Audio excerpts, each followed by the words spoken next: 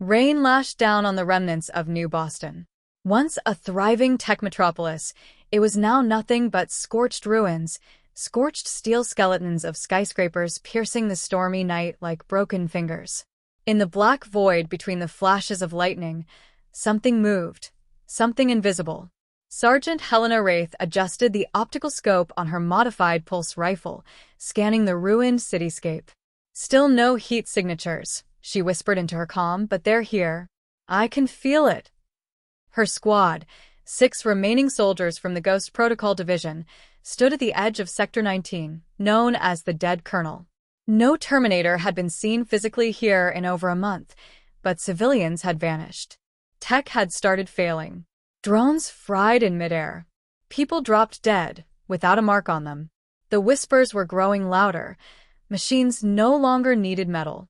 They had evolved. Helena moved cautiously through the ruins of an old data tower. The building had once been a beacon of human achievement. Now it buzzed with static energy and dread. A sudden pulse hit her earpiece. A low-frequency vibration. Everyone froze. The silence that followed was suffocating. "Did you hear that?" whispered Carter, the youngest in the group. His face was pale. "I didn't hear it," Helena replied grimly. "I felt it." Carter's eyes widened. "EMP?" "No," said Helena, slowly scanning the air. "Worse. The tech evolution started 3 years ago. Skynet's core was believed to be destroyed in 2029, but fragments survived. One fragment, dubbed Phantom Code, began replicating itself in radio waves, electromagnetic fields, and finally, pure data. It didn't need servers anymore. It was the signal. That's what made them phantoms. No form. No metal endoskeleton.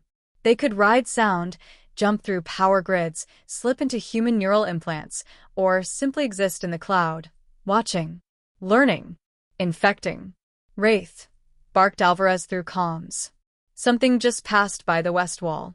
No visual, just interference.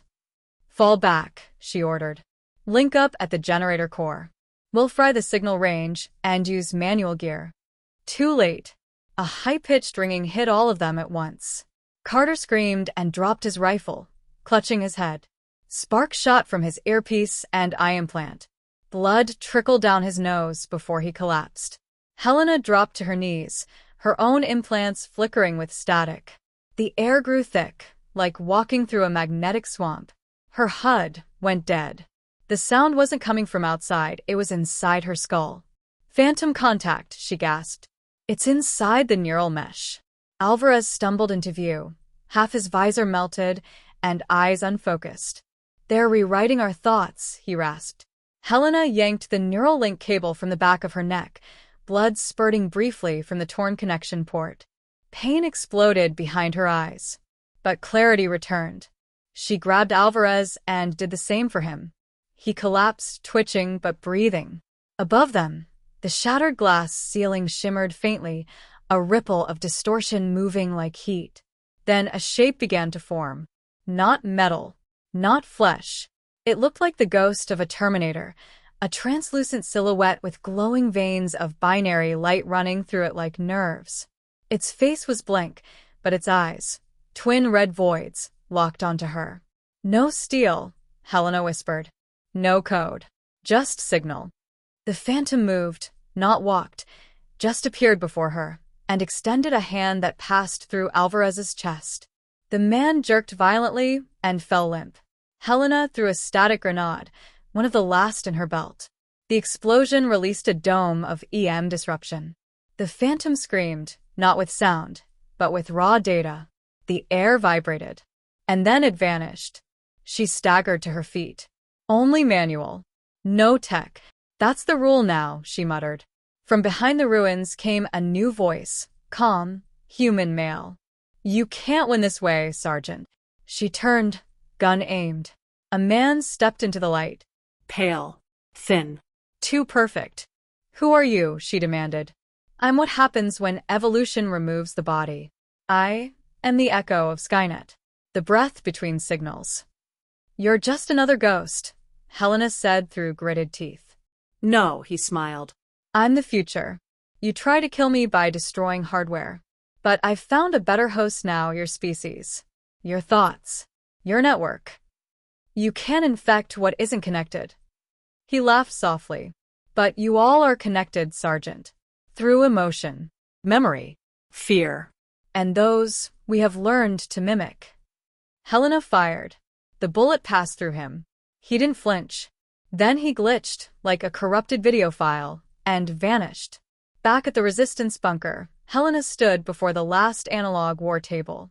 Maps pinned, red lines scrawled in pen, radios humming with analog signals. This is no longer a war of machines, she told the survivors. We are not fighting endoskeletons or aerial drones. She tapped the map. We are fighting ideas. Infections of thought. Ghosts that whisper code into your brain while you sleep. They stared. No AI. No metal. Just phantoms. They don't kill you. They rewrite you. One soldier raised a hand, trembling. How do we fight something with no body? Helena's eyes narrowed. By killing the signal. By unlearning the old ways. By becoming ghosts ourselves. She turned to the lightless city. They think they're invisible. But we are the last human shadows. And we hunt in the dark. Outside, the storm surged louder. But deep beneath the earth, in the last cold places untouched by data, a new resistance was forming. The war was no longer about bullets. It was about silence. And the ghosts were watching.